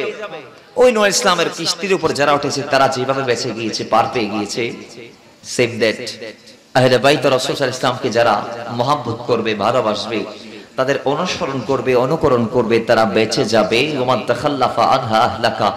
আর যারা তাদের দ্বার দাঁড়াবে না, তারা ধ্বংস হয়ে যাবে। জোরে বলেন নাউজুবিল্লাহ। থেকে বোঝা গিয়েছে আহলে বাইতকে ভালোবাসতে হবে, আহলে বাইতকে ভালোবাসতে হবে। আবার ভালোবাসতে কি সাহাবী রাসূলদের বিরুদ্ধে যাওয়া যাবে না? জোরে বলেন সাহাবী রাসূলদের বিরুদ্ধে যাওয়া যাবে না। এটা এক অপরের সাথে অঙ্গাঙ্গিকভাবে জড়িত। এক অপরের সাথে অঙ্গাঙ্গিক ভাবে। মাওলা ওমর কি বলছে শুনবেন? মাওলা ওমর বলছে খানে কাবার উঠানে গিয়ে, হে কাবা, নিঃসন্দেহে সৃষ্টিতে তোমার চেয়ে শ্রেষ্ঠ আর কেউ নাই। জোরে বলেন সুবহানাল্লাহ। ও কাবা, তুমি অনেক শ্রেষ্ঠত্বের অধিকারী সৃষ্টি জগতে, আল্লাহর কাছে তুমি অনেক মর্যাদাবান, অনেক দামি, কিন্তু আল্লাহর কাছে তোমার চেয়ে বড় দামি হচ্ছে মুমিনরা। জোরে বলেন সুবহানাল্লাহ। তিনি মুমিনদেরকে, মুমিনদের কলবকে, অন্তরকে কাবার চেয়ে দামি বলেছেন আল্লাহর দরবারে। কিসের চেয়ে বলেন না ভাই, কিসের চেয়ে? তো মুমিনদের মধ্যে আফদালুন নাস বাদাল আম্বিয়া যিনি, তিনি তো সিদ্দিক আকবর। তো কেউ যদি সেই সিদ্দিক আকবরকে বলে তিনি অন্যায়ভাবে খেলাফায় এসেছে, তিনি ইমামতকে ধ্বংস করে খেলাফতকে কায়েম করেছে, এই কথা যদি কেউ বলে, তাহলে সে সিদ্দিক আকবরের উপর জুলুম করলো। কি করলো? সে সিদ্দিক আকবরের উপর। এগুলা বলা যাবে? জবানকে তালা মারতে হবে, এরা আমার নবীর সাহাবী। কাদের বিরুদ্ধে বলছে? আরে ভাই, যারা নবীর সাথে দুনিয়াতে ছিল, ইসলামে আসার আগেও ছিল, পরেও ছিল, এখন রওজাতেও আছে, তাদেরকে বাদ দিচ্ছি না উম্মত। কত বড় মাআযাল্লাহ স্পর্ধা তাদের। সিদ্দিক আকবর অন্যায়ভাবে খেলাফতে বসেছে, এগুলা কি মেনে নেওয়া যায়? আরে ভাই জোরে বলেন, এগুলা কি মেনে নেওয়া যায়? মাওলা ওমরের দিকে হাত উঠায়, আঙ্গুল উঠায়, কয় ওমর অন্যায়ভাবে এসেছে সিদ্দিক আকবরের পরে আলীকে না দিয়ে। তো এগুলা কি মেনে নেওয়া যাবে? অথচ সিদ্দিক আকবরের খেলাফার ব্যাপারে বুখারীতে হাদিস এসেছে। কোথায় হাদিস এসেছে? বুখারী। কেমন? আল্লাহর হাবিব যখন অসুস্থ হলেন, আল্লাহর হাবিবের কদমে সাইয়েদনা বেলাল হাফসি গেলেন। এটা ওই সময়, যে সময় রাসূল পাক অসুস্থ হওয়ার পর 13 দিন কিংবা 11 দিন মসজিদে নববীতে গিয়ে নামাজ আদায় করতে পারেন নাই, সেই সময়কার ঘটনা। এটার আবার ভিন্নতা রয়েছে। কেউ কেউ বলছেন আল্লাহ নবী 11 দিন বা 14 দিন 13 দিন যা অসুস্থ ছিলেন, তার মধ্যে 3 দিন ছাড়া বাকি সব দিন আমার নবী ইমামতি করেছেন মসজিদে নববীতে। সুবহানাল্লাহ। তা যাই হোক, 3 দিন রাসূল যে মসজিদে নববীতে গিয়ে ইমামতি করতে পারে নাই, সেই 3 দিনের ঘটনা এগুলা। প্রথম দিন, প্রথম ওয়াক্তের ঘটনা। বাবারা আমার, বেলাল হাফসি আযান দিলেন, আল্লাহ নবী রাহমাতুল লিল আলামিনের কদমে এসে জামাতের ওয়াক্তের সময় আল্লাহ নবীর কদমে এসে বলে, ইয়া রাসূলুল্লাহ, নামাজের জন্য আপনাকে আসতে হবে। মুসলমান আল্লাহ নবীর সঙ্গে সঙ্গে মা আয়েশাকে বললেন, আয়েশা তুমি বলো তোমার আব্বা সিদ্দিক আকবরকে আমার উম্মতের নামাজের ইমামতি করতে। জুড়ে বলেন সুবহানাল্লাহ। তুমি গিয়ে বলে তোমার আব্বা আবু বকরকে আমার উম্মতের যেন সেই ইমামতির মুসল্লায় দাঁড়ায়, আবি রাসূলের মুসল্লায় তাকে দাঁড়াইতে বলো। হযরত মা আয়েশা তিনি কোনো কথা বলেন নাই, চুপ ইশারা বসে রইলেন। আবার বেলাল আবার আগমন করলেন, এসে বলে, মা আয়েশা, আবার আমি আমার নবীকে তো একবার বলেছি, আপনি একটু গিয়ে বলুন আল্লাহ নবী যেন একটু আমাদের সামনে এসে ইমামতির মুসল্লাটাকে পূরণ করে দেই, আল্লাহ নবী যেন ইমামতি করে। ও মুসলমান, ও নবীর গোলাম, এবার দেখা গিয়েছে মা আয়েশা গিয়ে আমার নবীকে বললেন, নবীজি আবার বললেন, গিয়ে বলো তোমার আব্বা কি ইমামতি করতে। আমি রাসূলের নির্দেশ, তাড়াতাড়ি বলো। মা আয়েশা আবার চিন্তার মধ্যে পড়ে গেলেন, হায় হায়, আমার আব্বা জান আবু বকর সিদ্দিক, তার অন্তর নরম, তার কলিজা নরম, তিনি কোমল হৃদয়ের অধিকারী, তার জবানের আওয়াজ লক্ষ লক্ষ সাহাবীরা শুনতে পারবে না, হাজার হাজার সাহাবীরা আমার আব্বার কেরাতের আওয়াজ শুনবে না। সুতরাং তিনি আমার নবীর আরেক স্ত্রী হযরত হাফসা রাদিয়াল্লাহু তাআলা আনহাকে বললেন, এ হাফসা, তুমি একটু গিয়ে আমার নবীকে অনুরোধ করো যেন দায়িত্বটা পরিবর্তন করে আমার আব্বার থেকে নিয়ে তোমার আব্বার ঘাড়ে দেওয়া হয়। কারণ মাওলা ওমর তিনি এমন একজন ব্যক্তি ছিলেন যার গলাটা ছিল অনেক বড়। জুড়ে বলেন সুবহানাল্লাহ। তার কণ্ঠের আওয়াজ অনেক লাউড ছিল। তো এখন মা আয়েশা বলছে, হাফসা রে, বোন আমার নবীকে গিয়ে বলা দায়িত্বটা তোমার আব্বাকে যেন দেয়। আমি আয়েশা বলেছি বলবা, আমি রিকোয়েস্ট করেছি বলবা। হযরত হাফসা কিনি আল্লাহ নবীর কদমে যখন আয়েশা যাচ্ছে, আয়েশা বলে তুমিও আসো, হাফসা বলে তুমি আসো, দুইজন মিলে গিয়ে বলি যাচ্ছেন। নবীজি বলে এদিকে আসার দরকার নাই, খবরদার পূর্বের নবীদের কথা তাদের স্ত্রীরা শুনে নাই, তোমরাও তাদের মতো করিও না। আমি রাসূল বলছি যাও সিদ্দিক আকবর কি ইমামতির মুসল্লায় দাঁড়াইতে বলো। জুড়ে বলেন। এখান থেকে আরো একটা মারাত্মক মাসলা, দুনিয়াতে একজন সাহাবী আছে যার পিছনে আমার নবী ইক্তেদা করে নামাজ আদায় করেছে উম্মতের ভিতর। দুনিয়াতে একজন সাহাবী আছে যার পিছনে আমার নবী ইক্তেদা করে নামাজ আদায় করেছে, উম্মতের ভিতরে তার নাম হচ্ছে সিদ্দিক আকবর। আর জোরে বলেন না সুবহানাল্লাহ। হায় হায়, কিন্তু ইমাম কি বলছে? নবী তার পিছনে ইক্তেদা করলে এটাও আসবে। দেখেন এবার ও মুসলমান, সিদ্দিক আকবরকে নামাজে দাঁড়াইতে বলা হলো আল্লাহর নবীর পক্ষ থেকে। সিদ্দিক আকবর নামাজের মুসল্লায় দাঁড়াইলেন। এবার তিনি যখন নামাজ আদায় করতে দাঁড়াইলেন, সাহাবায়ে কেরাম সবাই কান্নাকাটির মধ্যে লিপ্ত। হায় হায়, আল্লাহর নবী অসুস্থ, নবীজির পিছনে প্রত্যেকদিন নামাজ পড়ে, আজকে নবী নাই, সবাই কাঁদে। ও মুসলমান, একটু পরে দেখা গিয়েছে সাহাবায়ে কেরামের কান্নার রোল দেখে আল্লাহর নবী রাহমাতুল লিল আলামিন তিনি দুইজন সাহাবীর কাঁধে ভর দিয়ে মা আয়েশার হুজরা মোবারক থেকে রাহমাতুল লিল আলামিন একটু একটু পায়ের উপর ভর দিয়ে দুটো হাত সাহাবীদের কাঁধের উপর তুলে দিয়ে মসজিদ নববীর ওই দিকে যাত্রা শুরু করলেন। এবার আমার নবীর আগমন আজ করতে পেরে সাহাবায়ে কেরাম ফাঁক হয়ে গেলেন, আমার নবীকে সামনে আগায় দিলেন। সিদ্দিক আকবরের পিছনে গিয়ে আমার নবী ডান দিকে দাঁড়িয়ে গেলেন। সেদিন সিদ্দিক আকবর বলে, যদিও বা আল্লাহর নবী আমার পিছনে ইক্তেদা করেছেন আল্লাহর কসম, কিন্তু আমি আবু বকর দেখতে পেয়েছি নবী সহ প্রত্যেকটা সাহাবী আমার পিছনে আমার অনুসরণ করেছে। আর আল্লাহর কসম, আমি সেদিন মুসল্লার মধ্যে দাঁড়িয়ে যার অনুসরণ করেছি তিনি আমার মদিনাওয়ালা নবী। জোরে বলেন সুবহানাল্লাহ। সব সাহাবী আমার অনুসরণ করেছে সেদিন, কিন্তু আমি নবীর অনুসরণ করেছি। সুবহানাল্লাহ। আর জোরে বলেন। সবাই করেছে আমার অনুসরণ, আমি করেছি কার অনুসরণ? বলে না কার অনুসরণ? নবীর অনুসরণ। তাহলে সেই সিদ্দিক আকবরের দাম কম না বেশি? আরো জোরে বলেন, দাম কম না বেশি? কেমন বেশি? মাওলা ওমরের একটা বর্ণনা দিই, আপনারা বুঝতে পারবেন।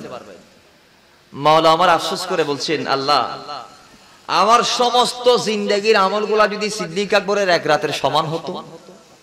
সুবহানাল্লাহ। জোরে বলেন। মাইকওয়ালা আছে না মারা গেছে? থাকলে এখানে ভিতরের মাইকের আওয়াজ চলে গেছে কেন? ভিতরে যেটা আওয়াজ ছিল এতক্ষণ আমি মাইকে করেছি, সাউন্ডে করি নাই, এখন ভিতরের মাইক গেছে কই? আপনি নামায় ফেলছেন নাকি ভিতরের মাইকটা? এর আওয়াজ দিতে হবে। আমি আওয়াজের পাগল, ঠিক নেবে? ঠিক। আওয়াজ না তাইলে গমলা আনো বা হতাহন না গমলা আনে। আল্লাহ আর কবুল করুক, আর মহব্বত কবুল করুক। আলহামদুলিল্লাহ। দেখেন এখন ঠিক আছে আওয়াজ, মাশাআল্লাহ। এবার আসুন, এই আওয়াজটা কত সুন্দর আসিলিবে, খামানোর দরকার কি আসিলি? আল্লাহ আর বাইরে বুঝিবার তৌফিক দান করুক, আরো বড় করে ফরন। দেখুন মাওলা ওমর বলছে, আল্লাহ আমার সমস্ত আমলকে যদি অতটুক সমপরিমাণ করত, ওই সিদ্দিক আকবর হিজরতের রাতে যে আমলটা করেছিলেন, অর্থাৎ আমি ওমরকে আল্লাহ যা দিয়েছেন সমস্ত আমলগুলা যদি সিদ্দিক আকবরের হিজরতের রাতের আমলের সমান হতো। সুবহানাল্লাহ। তিনি কত আক্কেফ করে বলছেন সিদ্দিক আকবরের ব্যাপারে। যার ব্যাপারে মাওলা ওমর এত আক্কেফ করেছেন তিনার নাম সিদ্দিক আকবর। তো যার দিকে মাওলা ওমর পর্যন্ত যার পাশে দাঁড়ানোর ক্ষমতা রাখে নাই, যার পাশে মাওলা ওমর পর্যন্ত দাঁড়ানোর ক্ষমতা রাখে নাই, তিনি কোন আবু বকর, যার কোন সাইড নিয়ে আপনি কথা বলবেন? নবীজি যার ধরন বলে দিয়েছে, হুব্বু আবি বকরি ওয়া শুকরিহি ওয়াজিবুন আলা উম্মতি, আবু বকরকে ভালোবাসা উম্মতের উপর ওয়াজিব। আর জোরে বলেন। দুনিয়ার সময় সবাই দেখে দেখে বিশ্বাস করেছে, নবীর জবান দিয়ে শুনে শুনে বিশ্বাস করেছে। আর নবীর কথা সিদ্দিক আকবর নবীর জবান দিয়ে না শুনে কাফেরদের জবান দিয়ে শুনে বিশ্বাস করে ফেলেছে। নবী মেরাজে গেলেন, সেখান থেকে আসেন, সবাইকে বলেন আমি মেরাজে গেছি গত রাতের কিয়দাংশ সময়। খুতুন হড়ে সুবহানাল্লাযী আসরা বিআবদিহি লাইলাম মিনাল মাসজিদিল হারাম ইলাল মাসজিদিল আকসা, মসজিদে হারাম থেকে আকসা, সেখান থেকে বুখারীর হাদিস প্রথম দ্বিতীয় তৃতীয় চতুর্থ পঞ্চম ষষ্ঠ সপ্তম আসমান পেরিয়ে সিদরা পেরিয়ে লামাকানে, এরপর কোরআন বলছে সুম্মা দানা ফাতাদাল্লা ফাকানা কাবা কাউসাইনি আও আদনা, যাইতে যাইতে আল্লাহ পর্যন্ত। মসজিদে হারাম থেকে আকসার প্রথম বর্ণনা সুবহানাল্লাযী আসরা মিনাল মাসজিদিল হারাম ইলাল মাসজিদিল আকসা। সেটা কেমন জায়গা জানেন? বলে মক্কা থেকে মসজিদে আকসায় যাইতে লাইতে 2 মাস, এত নড়া যাইতে লাগিতে তো কয় মাস? 2 মাস। বড় করে মাতন কয় মাস? এত না আবার উর্মিককে ইতরার মেদাই নদরের এত লাই উর্মিকের বর্ণনা আল্লাহ কোরআনে বর্ণনা করে, হাদিসে বর্ণনা করছি। পরবর্তীতে আবার মেরাজ আল্লাহ রাসূলের দিদারের কথা কোরআনে দাইছি। সুবহানাল্লাহ জুড়ে বলেন, আরো বড় করে বলেন। তাহলে বাবারা দেখেন 2 মাসের বর্ণনা এরা মানতে নারাজ। 2 মাস আকসা থেকে মসজিদুল হারাম। এগুলা কেমনে সম্ভব? রাতের অল্প সময় আপনি এগুলা কি বলতেছেন মোহাম্মদ? অবিশ্বাস করে তারা বাইরে গেছে। এখন তারা এসে পরবর্তীতে বলতেছে ঠিক আছে আমরা মানবো, তাহলে আপনি বলুন আকসাতে যদি গিয়ে থাকেন সেখানে ফিলার কয়টা আছে? ফিলার কয়টা দরজা আছে, কয়টা জানালা আছে? নবীর কাছে প্রশ্ন করতে দেরি জিবরাইল বলল, জিবরাইল তাড়াতাড়ি খাদেম হিসেবে খেদমত শুরু করে দাও নবীর। ওই আকসাটা পুরো তুলে নবীর সামনে নিয়ে যাও। মসজিদ আকসা পুরো তুলে কোথায় নিয়ে যাও? নবীর সামনে এনে দিলে আমার নবী দেখে দেখে বলতেছে জানালা এত, ফিলার এত, দরজা এত, বড় করে বলুন সুবহানাল্লাহ। আরো জোরে বলেন না সুবহানাল্লাহ। তাহলে এবার কাফেররা গেছে সিদ্দিক আকবরের কাছে, কয় সিদ্দিক আকবর তোমার বন্ধু নবী বলতেছে নবী নাকি রাতের কিয়দাংশের সময়ে সব দেখে এসেছে। সুবহানাল্লাহ। জান্নাত জাহান্নাম পর্যন্ত। এগুলা কি সম্ভব? বাবারা আমার সিদ্দিক আকবর সেদিন বলেছিল এই কথা। আপনার বন্ধুর বেলায় যদি আপনাকে কোন একটা কথা বলা হয় আপনি ভিন্ন বলবেন, কারণ আপনি সিদ্দিক আকবর। সিদ্দিক আকবর কি বলেছে? বলছে এই কাফেররা তোমরা বলো আমার নবী কি সত্য সত্য এই কথা বলেছে যে আল্লাহর হাবিব কি আসলে বলেছে তিনি মেরাজে গিয়েছেন মসজিদুল হারাম থেকে আকসা হয়ে প্রথম, দ্বিতীয়, তৃতীয়, চতুর্থ, পঞ্চম, ষষ্ঠ, সপ্তম আসমান পেরিয়ে নূরের সাগর পেরিয়ে আলেম লাহুদ মালাকুত জাবরুত পেরিয়ে আল্লাহ হয়ে আবার জমিনে আগমন, এটা কি সত্য সত্যই আল্লাহ নবী বলেছেন? কয় হ্যাঁ। তোমার নবী বলেছেন আমরা নিজ কান দিয়ে শুনেছি, অবিশ্বাস করে চলে এসেছি। কয় আল্লাহর কসম, আল্লাহকে সাক্ষ্য রেখে আমি এলান দিলাম নবী বলে যদি থাকে তাইলে আমি বিশ্বাস করে নিলাম। জোরে বলে নবী যদি সত্যই বলে থাকে আমি কি করে নিলাম? একটু সামনে চলে আসেন, রিকোয়েস্ট এসেছে একটু আগে আসার জন্য।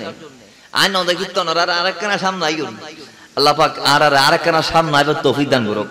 আর এরা আইবর জাগাও নদেখি, তারপরও যা আছে বুঝ আদা বুঝি না একখানা ফিল আপ করে ফেলুন। বাকি যারা আমায় আলাইরি তারা বইয়ের ব্যবস্থা করে দিতে পারুন। একখানা সামনে আইন, একখানা সামনে আইন। তো মুহাব্বতে দরুদ পড়ে আল্লাহুম্মা সাল্লি মাওলানা মুহাম্মদ ওয়া আলা আলি সাইয়্যিদিনা। বাবার আমার সিদ্দিক আকবর কি বললেন? কয় আমার নবী যদি সত্য বলে থাকে তোমরা বিশ্বাস করো আর না করো আমি বিশ্বাস করে নিলাম। দুনিয়ার মানুষ বিনা বাধ্যবাধকতায়, বিনা প্রতিবন্ধকতায় না শুনেও কাফেরদের কথায় যিনি নবীর কথাকে বিশ্বাস করে তার নাম আবু বকর। সুবহানাল্লাহ। তার নাম কি? আবু বকর।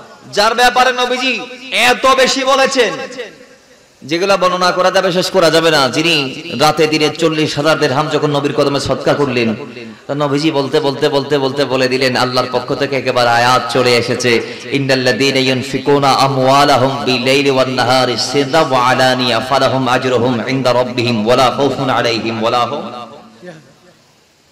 যারা রাতে দিনে প্রকাশ্যে গোপনে দান করে তাদের উজরত আল্লাহর হাতে আছে। সুবহানাল্লাহ। সুবহানাল্লাহ। কার হাতে আছে? আল্লাহর হাতে। রাতে দিনে প্রকাশ্যে গোপনের কথা কেন আসছে? কয় সিদ্দিক আকবর রাতে দিলেন 10,000 দিরহাম। কয় হাজার দিরহাম? আরো জুড়ে বলেন কয় হাজার?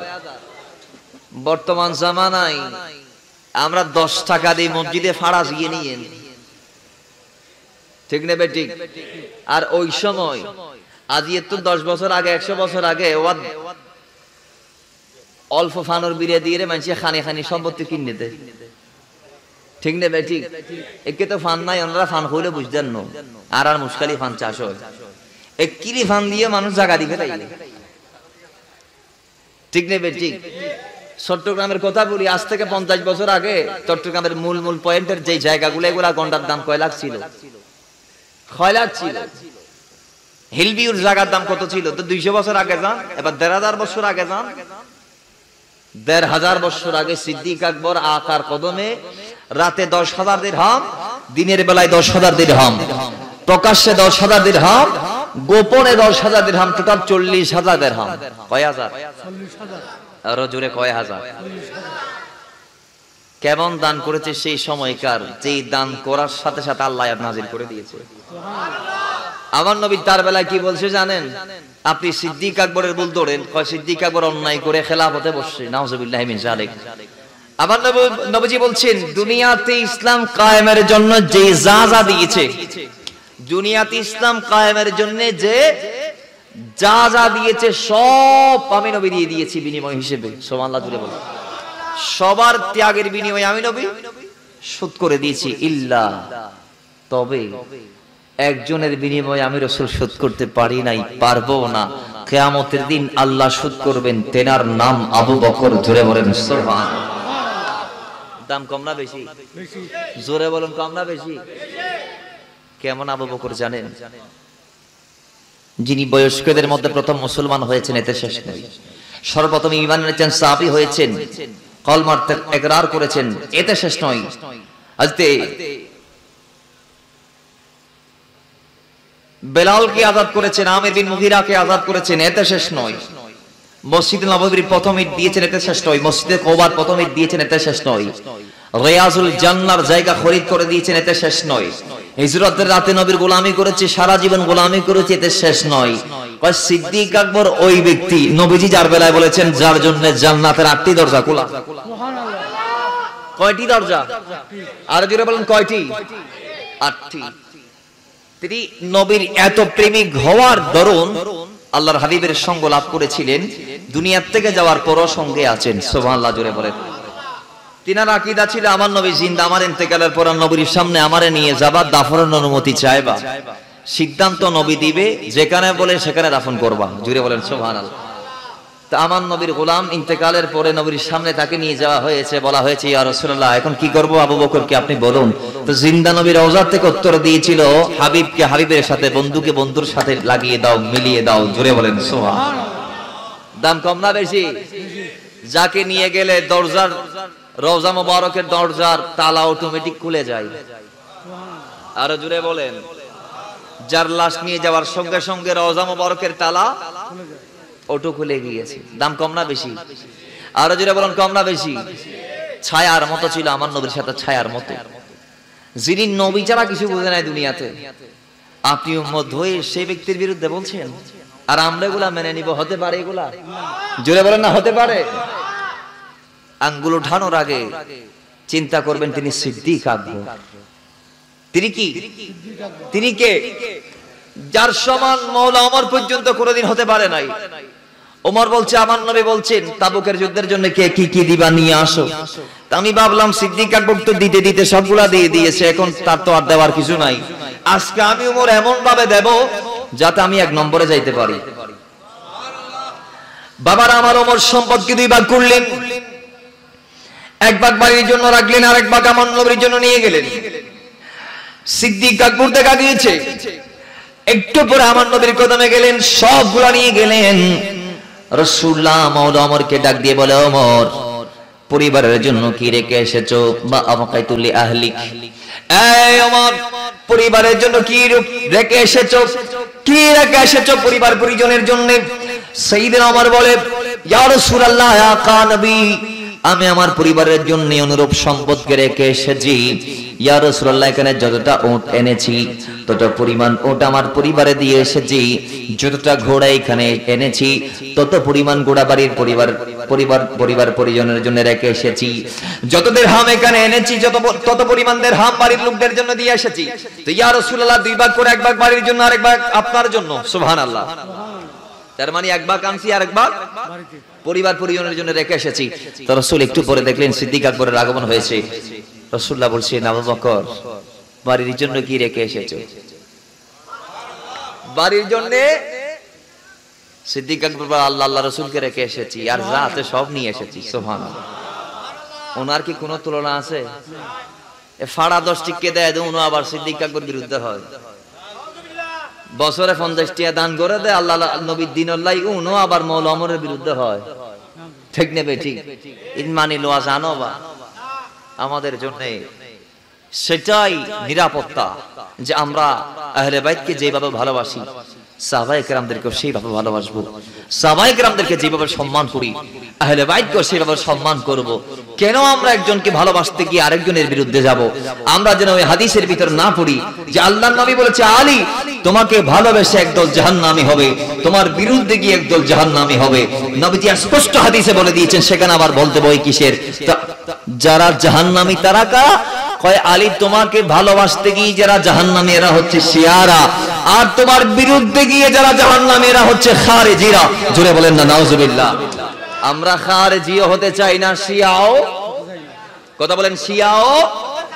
আমরা আহলে সুন্নাত ওয়াল জামাত হতে চাই, যেই দলে নাজাত আছে, মুক্তি আছে, জান্নাত আছে।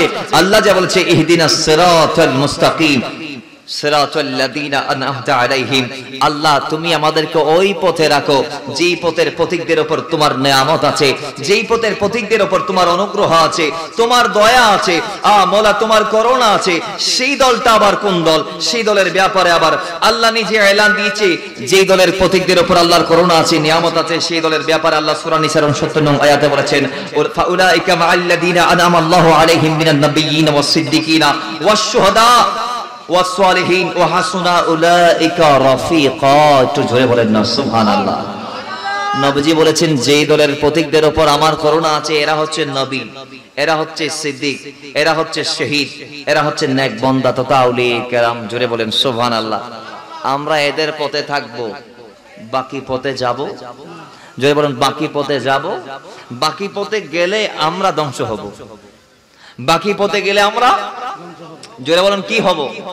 আহলে বাইত কি সুউচ্চ মাকানে রাখতে হবে, সাহাবায়ে কেরামকে সুউচ্চ মাকানে রাখতে হবে। একটার চেয়ে কুরসি আরেকটা অনেক বড়। সাহাবায়ে কেরামটা যেভাবে বড়, আহলে বাইতেরটাও সেইভাবে বড়। আমরা বলবো নির্দিষ্ট একটার চেয়ে একটা বড় নয়, তবে একটার চেয়ে একটা ছোটও নয়। সুবহানাল্লাহ, জোরে বলেন। একটাকে আপনি উচ্চ চোখে দেখবেন, আরেকটাকে নিচে নামায় ফেলবেন। তো কাকে নিচে নামাচ্ছেন? যে দলের প্রারম্ভে আছে সিদ্দিক আকবর। কথা বলেন ঠিক কি না? আরো জোরে বলেন না ঠিক কি না? এগুলা আমাদের আকীদাগুলা সাফ করা দরকার।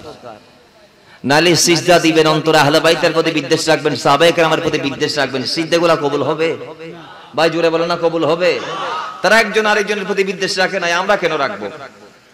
তারা একজন আরেকজনের প্রতি বিদ্বেষ রাখে নাই, আমরা কেন রাখবো? এগুলা হচ্ছে অনেকটা ওই রকম যে ব্যবসা সারা ঠিক আছে, ফুলা ফইন্দা মারামারি শেষ হয়ে যাইতেছে। ঠিক নেবে ঠিক? ব্যবসা চল একজনের একজন বুকত জড়া লইয়া, ভাই তুমি আর ভাই হয়ে রে, ফইন্দে মারামারি দি উলট ফালট ঘুরি ফেলা। এগুলা করে নিজেদের দংশন নিজেরা ডেকে আনবেন না।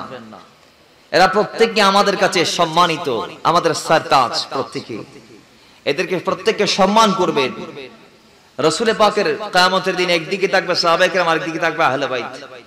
ডানে বামে দুইজনেই। আজকে যারা সিদ্দিক আকবরকে ভালোবাসে, মাওলা ওমরকে ভালোবাসে, ওসমান গনিকে ভালোবাসে, মাওলা আলীকে বাদ দিচ্ছেন, এদের শুনে কান খুলে শুনে রাখেন। আর যারা মাওলা আলীকে ভালোবাসে, তিন খলিফারে বাদ দিচ্ছেন, এদের জন্য এই মেসেজ। নবীজি কাল কিয়ামতের দিন হাউজে কাউসারের দায়িত্ব দিবেন 4 খলিফারে। হাদিসে পাক আছে কয় খলিফা দায়িত্ব পালন করবেন? সিদ্দিক আকবর, মাওলা ওমর, মাওলা ওসমান, মাওলা আলী। সুবহানাল্লাহ, জুড়ে বলেন সুবহানাল্লাহ। তো সেদিন মাওলা সিদ্দিক আকবর তাদেরকে পানি দিবেন না যারা সিদ্দিক আকবরকে ভালোবেসেছে, 3 খলিফার বিরুদ্ধে গিয়েছে। নাউজুবিল্লাহ, জুড়ে বলেন হাদিসে পাক। আর মাওলা ওমর তাদেরকে পানি দিবেন না যারা মাওলা ওমরকে ভালোবাসছে কিন্তু 3 খলিফার বিরুদ্ধে ছিল। নাউজুবিল্লাহ, জুড়ে বলেন। আর মাওলা ওসমান তাদেরকে পানি দিবেন না হাউজে, যারা মাওলা ওসমানকে ভালোবেসেছে তার পক্ষে ছিল কিন্তু বাকিদের বিপক্ষে ছিল, তাদেরকে মাওলা ওসমান হাউজের পানি দিবেন না। আর মাওলা আলী তাদেরকে হাউজের পানি দিবেন না যারা মাওলা আলীকে ভালোবেসেছে বাকিদের বিরুদ্ধে করেছে। কথা বলেন ঠিক নেবে ঠিক? তাহলে আমাদের উচিত হচ্ছে প্রত্যেক সাহাবীদেরকে সসম্মানে একই ক্যাটাগরিতে দেখা। কথা বলেন ঠিক নেবে ঠিক? উঁচু নিচু তারতম্য ভেদাভেদ, একজনের পক্ষে আরেকজনের বিপক্ষে, একজনের শান বাড়াইবেন আরেকজনের শান কমাইবেন, এটা হতে পারে? আর যদি বলেন নোকসান জিয়াদত করা যাবে। আল্লাহ আমাদেরকে আহলে বাইত এবং সাহাবায়ে কেরামদের কদম ধরে থাকার তৌফিক দান করুন।